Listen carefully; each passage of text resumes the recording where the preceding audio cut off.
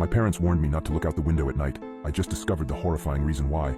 Ever since I was a baby, my parents always told me, don't look out the window at night. I always asked them why, but they would just shrug it off with a creepy smile. As I grew older, I stopped questioning it, but I just never could have guessed the horrifying secrets my parents were hiding. Everyone in my town also followed this weird tradition, so I thought it was normal. That was until I went to college and noticed that none of the other kids were like this. So during Christmas, when I went to my parents' house, I remember them telling me not to look out the window. I gave them a smile and a small chuckle before telling them I wouldn't. However, curiosity struck me the moment they left the room. As I lay in the dark, I came to a decision. I was going to look out of the window. Just as my hand came to the sheer white curtain of the guest room, I paused. My mind flashed to that one time when I was 12. My parents were talking in the kitchen.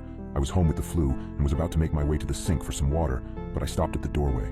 I hid behind the wall, peeking my head out from the doorway just an inch. My mother was crying and my father was holding her and rocking. That poor little girl. I feel horrible for her family, whispered my mother. My father just nodded and continued holding her. I went back to my room after that. Several hours later, my dad came up to my room with several pieces of wood and boarded up my windows. "What are you doing that for, Dad?" I asked him. "Oh, it's nothing. Just safety reasons," he replied. I learned at school the next day that a little girl was found dead the previous morning, the window broken and curtains torn. I snapped back to the present. My hand drew back from the curtain. I shook my head, cursing myself for being so weird. What was the worst that could happen?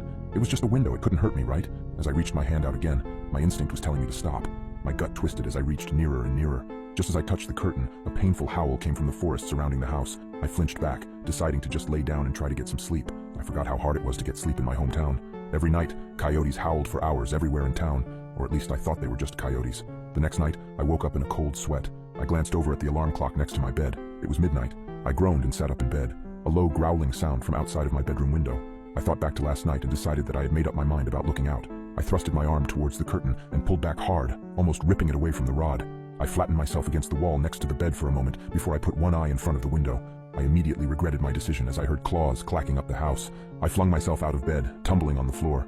I stood up and got back up on the bed. I stuck my face closer to the window as the clacking got closer and closer.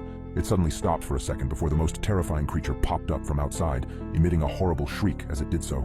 I can never forget its face, the way the hollow eyes oozed some kind of black substance, like tar, and the way its lips were pulled back into a gruesome grin, the teeth blood-stained and razor-sharp. It looked like it had 4 limbs, its front 2 slamming on the glass and pounding. As I was frozen in front of the window in terror, my parents burst into the room. My father held a shotgun. He marched up to my bed and yanked me away from the window. He pointed his shotgun at the creature, shooting a bullet at it. The thing scrambled away, leaving the window almost completely shattered. "Damn it, son, it was a simple task. Just don't look out the window. How hard is that?" My dad shouted at me. I wasn't processing his words. I was sitting on the floor, arms and legs splayed everywhere in utter shock. What the hell had I just seen? My mother ran to the bedroom door. She had tears in her eyes. "Is everyone all right?" she asked. "Yeah, we're fine. We still gotta get that creepy effing monster